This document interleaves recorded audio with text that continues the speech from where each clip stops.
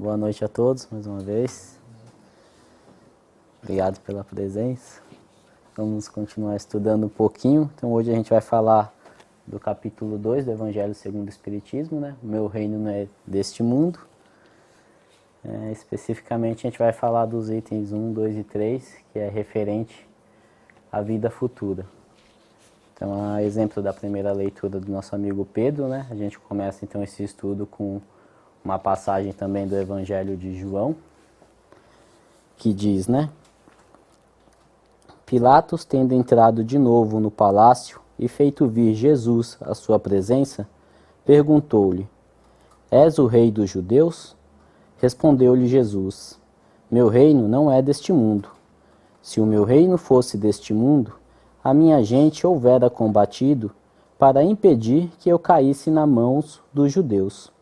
Mas o meu reino ainda não é aqui. Disse-lhe então Pilatos: És, pois, rei? Jesus lhe respondeu: Tu o dizes, sou rei. Não nasci e não vim a este mundo, senão para dar testemunho da verdade. Aquele que pertence à verdade, escuta a minha voz. João, capítulo 18, versículo 33, 36 e 37. Então, infelizmente, o reino de Jesus ainda não é deste mundo. Mas esse ainda dá a entender que um dia será.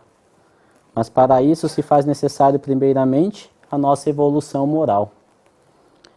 Precisamos primeiro viver verdadeiramente dentro de nós e depois externar os ensinamentos de Jesus. O amar ao próximo como a nós mesmos. Amar a Deus acima de todas as coisas. Jesus nunca se declarou rei, muito menos de um povo específico, no caso, os judeus. Se Jesus fosse rei dos judeus, como poderia ele ser conduzido ao martírio pelos próprios judeus? Não faz sentido. Jesus não era rei de nenhum povo. Ele era o rei no contexto físico-moral. Ele não era rei de nenhum povo. Mas no contexto moral, ele é o rei de todos nós. E ele é nosso rei por merecimento, não por imposição. E feliz daquele que escuta a sua voz, porque esse estará condizente com a verdade, com as leis divinas. Continuando no item 2. Por essas palavras, Jesus claramente se refere à vida futura, que ele apresenta em todas as circunstâncias como a meta que a humanidade irá ter e como devendo constituir objeto das maiores preocupações do homem na Terra. Todas as suas massas se reportam a esse grande princípio.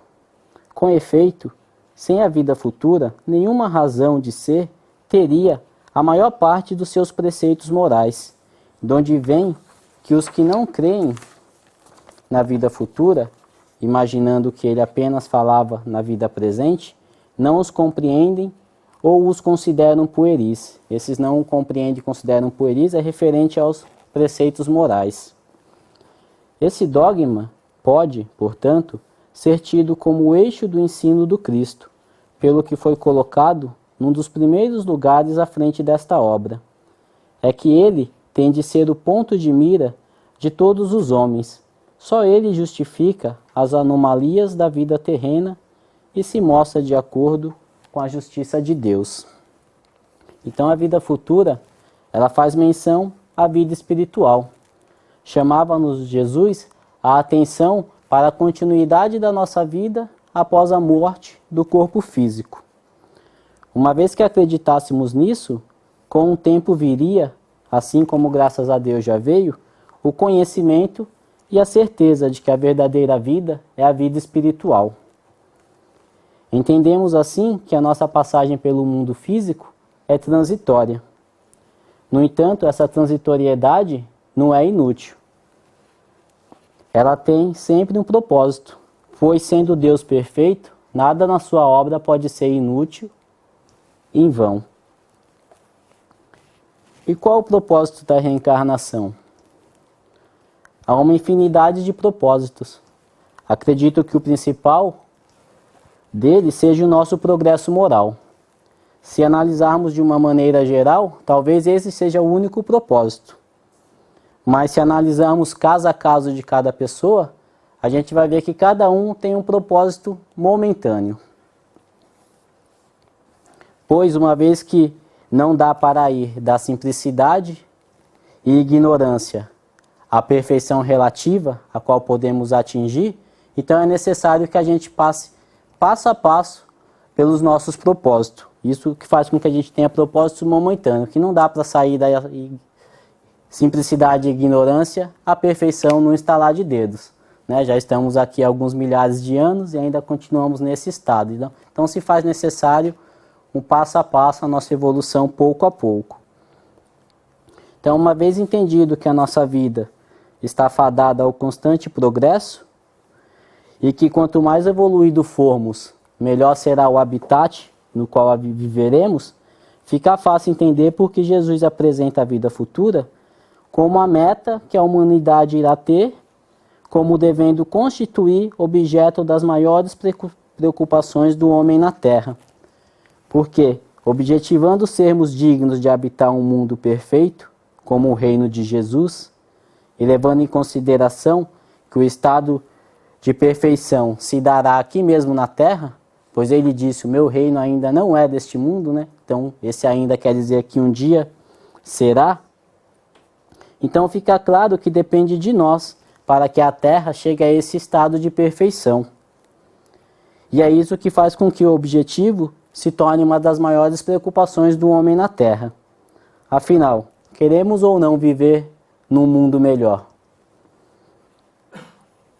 Uma vez que a resposta é sim, somos nós quem temos que transformar a Terra nesse mundo melhor através da nossa reforma íntima. Então depende de nós, não é um passo de mágica, não é ficar esperando cair um mundo melhor do céu. O texto fala também que só esse dogma, essa crença na vida futura, justifica as anomalias terrenas e se mostra de acordo com a justiça de Deus. Isso significa que só a certeza da existência espiritual, em paralelo com a vida corporal, através das reencarnações, explica o porquê se encontram na Terra tantas diferenças, tantas condições de vidas diferentes, onde uns são sãos, outros enfermos, ricos, pobres, crentes, descrentes, e assim por diante. E isso se dá devido ao fato de não estarmos todos no mesmo patamar evolutivo.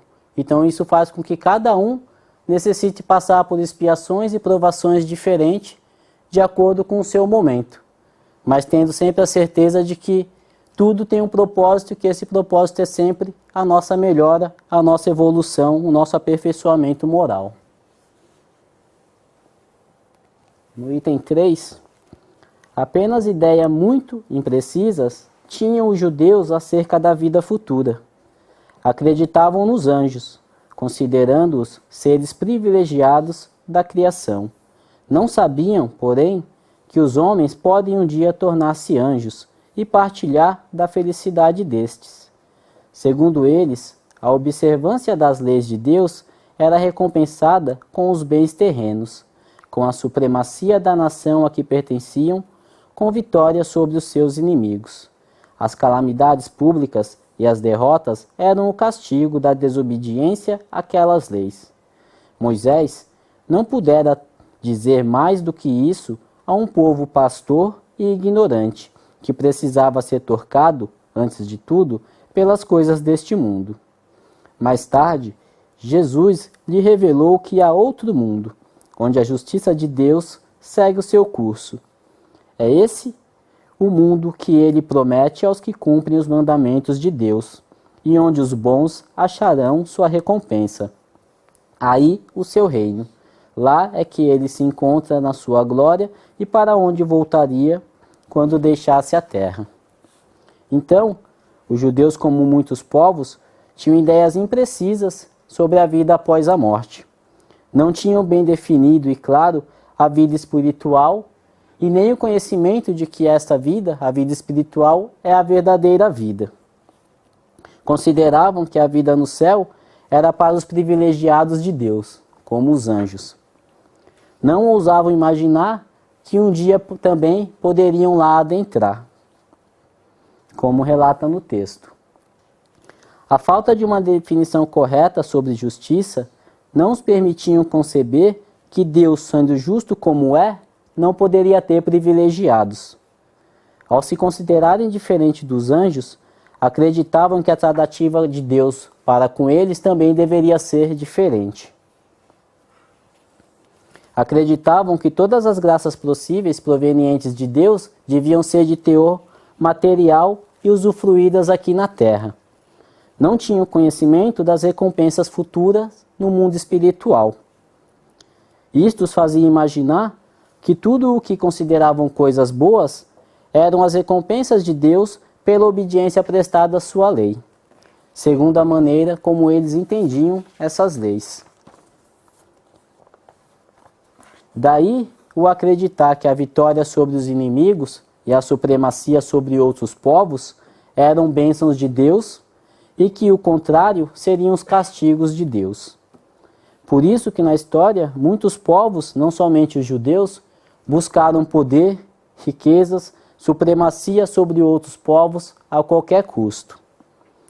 Movidos pelo orgulho, a ganância, a vaidade e a falta de compaixão para com o próximo, não conseguiam conceber que Deus, sendo justo e bom como é, não poderia tratar de forma tão diferente seus filhos, sendo uns felizes e outros infelizes, miseráveis. Desenhavam Deus à semelhança deles, imaginando que Deus só poderia estar feliz através da detenção de riqueza, poderes e supremacia sobre outros povos. Não consideravam que Deus era o mesmo Deus para todos. E à semelhança dos anjos, os judeus se consideravam os privilegiados de Deus aqui na terra. Mais tarde, então, vem Jesus para nos falar desse outro mundo, o mundo espiritual, onde todos são dignos e capazes de adentrar, uma vez que cumprem os mandamentos de Deus, através da observância e prática das suas leis divinas. Principalmente a lei de justiça, amor e caridade, que podemos encontrar citada no Livro dos Espíritos, nas questões 906, 918 e 985. E como comenta o Haroldo em uma de suas palestras, façamos atenção que a palavra lei está no singular. Isso quer dizer que é só uma lei, composta por justiça, amor e caridade. Não é possível praticar a justiça sem o amor e a caridade e vice-versa. Então a justiça, o amor e a caridade andam de mãos dadas, sempre juntas, não podemos separá-las. Então é uma só lei composta por essas três palavras que ditam como a gente deve agir perante a vida para estarmos condizentes com as leis divinas. Jesus, porém, conformando o seu ensino com o estado dos homens de sua época, não julgou conveniente dar-lhes luz completa, percebendo que eles ficariam deslumbrados, visto que não a compreenderiam. Limitou-se a, de certo modo, apresentar a vida futura apenas como um princípio, como uma lei da natureza, a cuja ação ninguém pode fugir. Todo cristão, pois, necessariamente crê na vida futura, mas a ideia que muitos fazem dela é ainda vaga, incompleta e, por isso mesmo, falsa em diversos pontos. Para grande número de pessoas, não há, a tal respeito, mais do que uma crença, balda de certeza absoluta, donde as dúvidas e mesmo a incredulidade. Então, como mencionado no texto, os judeus, apesar de já serem um povo que acreditavam no Deus único, não estavam maduros o suficientes para compreenderem de forma mais clara as verdades sobre a vida futura. Por isso, Jesus, na sua sabedoria, não os esclareceu demais, pois sabia que não o compreenderiam. Jesus preferiu frisar a vida futura como uma lei da natureza, uma lei de Deus à qual todos estamos submetidos. Já reportando um pouco mais aos nossos dias de hoje, a nossa época, os espíritos amigos revelam que todo cristão crê na vida futura, contudo, de maneira ainda vaga e incompleta, o que faz com que muitas conclusões estabelecidas pelos homens a respeito da vida futura hoje estejam falsas, incorretas em diversos pontos. Para muitos, a vida futura não passa de uma crença mal definida, o que abre margem, então, para as dúvidas e, por conseguinte, a descrença, principalmente para pessoas que têm um certo nível de intelectualidade elevado e que ainda não são realmente ditos crentes, né, em Deus, ou que não acreditam em Deus. Pessoas que têm uma inteligência mais apurada, eles questionam mais, e quando eles buscam tentar materializar Deus como uma fórmula matemática ou de qualquer outra maneira, e eles não conseguem chegar a esse resultado, a concretizar essa fórmula, então eles fazem o quê? Eles preferem negar. Então, se eles não conseguem compreender, eles negam. Isso aí é o quê? A falta de paciência, a falta de humildade, de saber que nem tudo que a gente ainda não sabe é porque ainda não é o momento. A gente estuda e ouve falar que existem mundos perfeitos. Estamos num mundo de provas e expiação. Como querer estar aqui e adentrar conhecimentos tão profundos? Né? Primeiro, para sermos dignos de adentrar em mundos melhores, a gente tem que fazer a nossa reforma íntima, né? Nos melhorarmos principalmente moralmente, que é o que mais está precisando nesse nosso planeta, né? Que da época de Jesus para cá, no que diz respeito ao intelectual, a gente avançou barbaridade, né? O que a gente já não tem hoje de tecnologia, né? A todos os respeitos, comunicação, o meio mais... Acho que o meio mais perfeito de comunicação é o pensamento. E a gente já sabe disso, mas ainda não consegue materializá-lo. A gente tem aí citações dos nossos amigos espíritos que vêm nos explicar, e as provas, né, de amigos que por telepatia se comunicam aí, estando um num país e no outro, né, quando a gente acontece alguma coisa ou de bom ou de ruim com um conhecido que é muito próximo, e você sente, e o que vem na sua mente é aquela pessoa. Aí você vai entrar em contato, realmente aconteceu alguma coisa, né? O pensamento é o meio mais perfeito de comunicação. Mas como a gente ainda não conseguiu totalmente pegar, né, a palpar o pensamento de uma forma que nos seja mais útil, a gente vai vivendo aí do Wi-Fi e de outras tecnologias que já nos ajudam muito quando a gente compara com o passado. Então, no intelectual já desenvolvemos bastante, mas no moral está faltando, porque o intelectual que a gente atinge hoje é o mesmo intelectual utilizado para fazer o mal, né? Através das armas, bombas químicas e o que mais for feito que não é para o bem geral e que é desenvolvido através da tecnologia, né? E esse mau uso é derivado do quê? Da pouca moralidade desenvolvida nas pessoas, porque uma pessoa que tem uma moral desenvolvida, ela jamais vai usar a sua inteligência para desenvolver qualquer tecnologia que venha prejudicar o próximo. Então, se a gente ainda tem isso hoje no nosso planeta, é porque falta a moral acompanhar o mesmo nível de evolução que o intelectual. Mas estamos caminhando para isso e com certeza um dia chegaremos lá.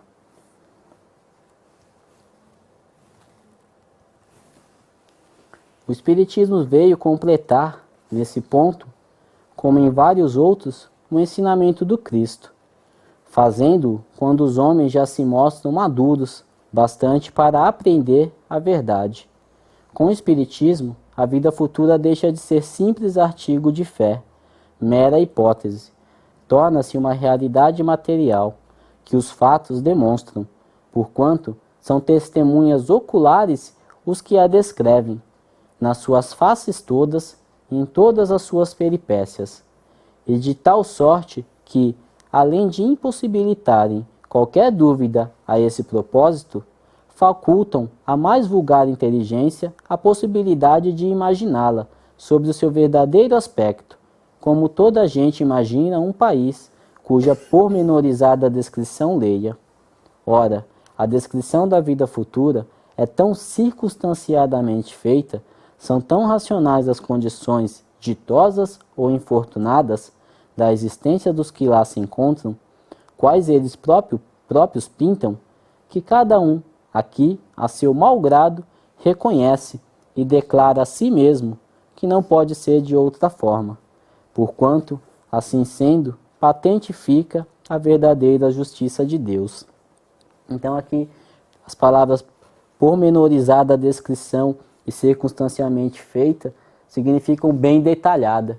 Então as informações que os irmãos que se encontram de lado de lá nos trazem são tão bem detalhadas que nos torna impossível negar. Não tem como ver outra resposta, não tem como caminhar para outro caminho, outra solução. É como se eles materializassem o que está do lado de lá na nossa frente, devido a tantos detalhes e principalmente devido estar baseado na justiça de Deus. E quando a gente se põe a raciocinar direitinho, a gente vai ver que tem coerência, né? Afinal de contas, não é porque falam que a gente acredita, a gente é racional, tem que usar a nossa razão. E quando a gente usa, a gente chega a essa conclusão que é realmente dessa forma. Então, graças a Deus, os espíritos amigos, que são o Consolador prometido por Jesus, vêm nos esclarecer e completar os ensinamentos de Jesus sobre a vida futura, assim como sobre outros assuntos também abordados por Jesus. Eles vêm, então, no momento em que já estamos maduros para receber e entender tais esclarecimentos. Então, eles vêm nos tornar mais palpável e inteligível tudo que Jesus nos deixou explicado por parábolas ou de outras formas, mas naquela época o povo não estava preparado, né? Como diz no texto, né? Jesus não deu toda a claridade porque o povo não estava preparado, ia mais se deslumbrar, e quando se deslumbra e não consegue compreender, passa a negar, né? É luz demais, mas eu não estou enxergando nada, então é a luz que cega. Então a gente tem que estar preparado para essa luz que vai chegando pouco a pouco na nossa direção e cada vez mais tendo intensidade, né? Então hoje a gente está preparado. Hoje já conseguimos, com o auxílio dos Espíritos, compreender de forma clara e justa tudo o que Jesus quis dizer. Os Espíritos nos dão exemplos claros que não deixam dúvida de qual realmente eram os sentidos daquelas parábolas. Assim como falou o nosso amigo Pedro, né, da palavra do filho pródigo. Quando a gente tenta imaginar só por hoje, às vezes a gente não consegue conceber, mas se a gente se reporta àquela época, como ele falou, que um pai naquela época não repartia nada com os filhos, talvez Jesus estava fazendo menção já à vida futura. No futuro, um pai que hoje aqui não dá nada a seu filho, no futuro ele vai dar. O coração dele já não vai ser tão endurecido assim. Então, como diz já no início do texto, em todos os ensinamentos de Jesus tem menção à vida futura, porque ele queria nos induzir a essa direção, que é a direção para a qual Deus nos criou, que é o progresso. Não tem como ser de outra forma. Jesus veio nos dar todas essas insinuações do que a gente poderia adentrar e viver no futuro, né? Dependendo de nós, de como a gente age. Então, com o auxílio dos Espíritos esclarecidos, a vida futura deixa de ser uma simples crença, hipótese, e passa a ser uma realidade material como eles descrevem. Essa realidade se torna como que palpável. E o que precisamos fazer para sentir e viver essa realidade de forma palpável? Ela chega até nós como um passe de mágica? Não chega, né? E não vou nem falar infelizmente, porque senão eu estaria pedindo para não ter mérito nenhum para adentrar nos nossos merecimentos, né? Então não chega como um passe de mágica.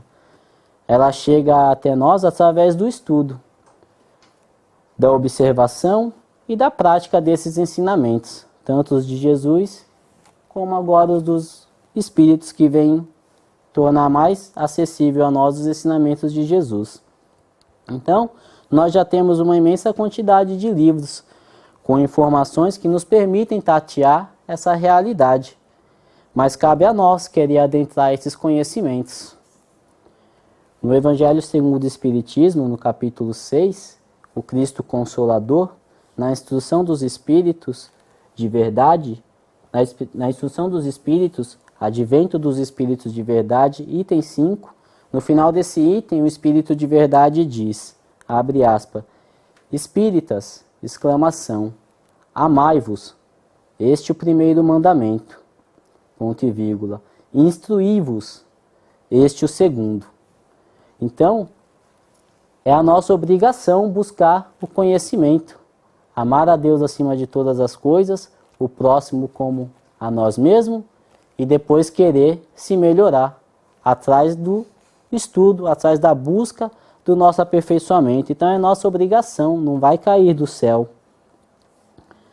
Então é nossa obrigação buscar o conhecimento. Primeiro, amarmos-nos uns aos outros e em seguida nos instruir. Não podemos mais alegar que não nos melhoramos porque não sabíamos. O conhecimento está aí ao nosso redor, ao alcance das nossas mãos. Se não quiser tatear um livro, está virtual, está na internet. Não tem mais desculpas. Os ensinamentos estão aí e cabe a nós buscá-los. Isso é mais que uma responsabilidade, é nosso dever, pois foi para o progresso que Deus nos criou. E o progresso não chega se ficarmos de braços cruzados assistindo a vida passar. A gente tem que ir à luta e fazer esse progresso chegar até nós. Não há mais como ter dúvidas da vida futura, porquanto as descrições que temos sobre o mundo espiritual foram feitas por irmãos, espíritos que lá se encontram. Eles nos dão detalhes do que veem e de como vivem lá. Eles não falam do que ouviram de terceiros, de outra pessoa. São eles próprios testemunhas oculares, como ressalta o texto, a nos contarem nos mínimos detalhes o que vivem do lado de lá. As descrições do lado de lá nos são dadas com tantos detalhes e as justificativas apresentadas para que um espírito se encontre numa região infeliz, tenebrosa, como o umbral ou o vale do suicida, ou as justificativas apresentadas para que um espírito se encontre numa região mais ditosa, como o nosso lar ou outras colônias espirituais, são tão claras, tão cheias de sensos, que se torna impossível, como diz no texto, duvidar da existência de tal mundo. E que mesmo uma pessoa incrédula, que use da razão para ler e interpretar tais fatos, tais relatos, se vê obrigada, mesmo contra a própria vontade, a admitir. Não poderia ser de outra forma. A pessoa não precisa nem acreditar em Deus, mas se ela usar da razão para adentrar esses estudos e sem pré-julgamento, analisar, estudar, interpretar, a razão vai falar para ela, não pode ser de outra forma. É o nosso raciocínio que nos leva a isso. E como diz no texto, hoje os Espíritos vêm nos trazer conhecimentos porque estamos maduros para tal. Isso é a prova de que a gente está, no momento, em condições de absorver, adquirir isso, sem dúvida nenhuma. O que faz com que muitos ainda não adentrem esses conhecimentos ou neguem isso, são ainda os nossos vícios, né? As nossas mazelas, o orgulho, a vaidade, a falta de importância para com o próximo, né? Com o mundo em geral. Então é isso que ainda nos atrasa. Então, uma vez que Deus nos criou para sermos racionais, e que na atual condição evolutiva que nos encontramos, a nossa razão não nos permite negar essas revelações, essas verdades, fica patente, como diz no texto, a verdadeira justiça de Deus. Não tem como ser de outra forma. Aquilo que a gente ainda não consegue conceber, tenhamos paciência, porque ainda não somos dignos, né? Que geralmente a gente não consegue enxergar que muitas coisas que a gente não consegue adentrar é por falta de dignidade nossa. Então, mais uma vez, o orgulho e a vaidade. Quer a qualquer custo provar algo que ainda não chegou o tempo. Mas com humildade e perseverança, a gente vai chegar lá. Porque também não podemos dizer, se ainda não chegou o tempo, por que eu vou ficar estudando a esse respeito, buscando desenvolver alguma tecnologia ou algum remédio, seja lá o que for, se ainda não é o momento. Porque o momento chega, e só Deus sabe qual é esse momento, mas esse momento só chega também se a gente for merecedor. E para ser merecedor a gente tem que estar fazendo por onde. A Terra já podia estar num patamar melhor do que ela está hoje, segundo os desígnios de Deus. E por que não está? Porque a gente não foi merecedor. É a gente que atrasou a nossa evolução. É a gente que atrasou a nossa caminhada em direção do progresso. Então, depende de nós. Então, não podemos ficar estagnados. Façamos a nossa parte e esperemos que, conforme a justiça de Deus, a recompensa venha. Então, no capítulo 5 do Evangelho segundo o Espiritismo, fala: somente na vida futura, podem efetivar-se as compensações que Jesus promete aos aflitos da terra. Então, mais uma vez, nos convidando à paciência e a fazer a nossa parte. Não pensar só no hoje, mas pensar no amanhã.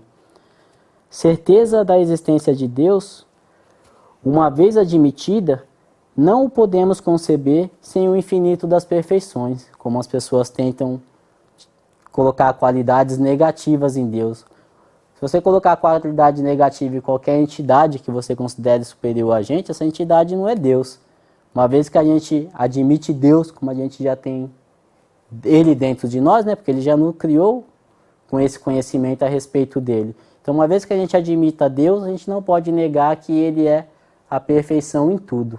Querer atribuir imperfeições a Deus não é de Deus que estamos falando. Então, temos a necessidade da educação e do comprometimento com o progresso de forma individual e geral. Não podemos querer nos salvar sozinho. O progresso é do planeta, não é de uma pessoa ou de outra.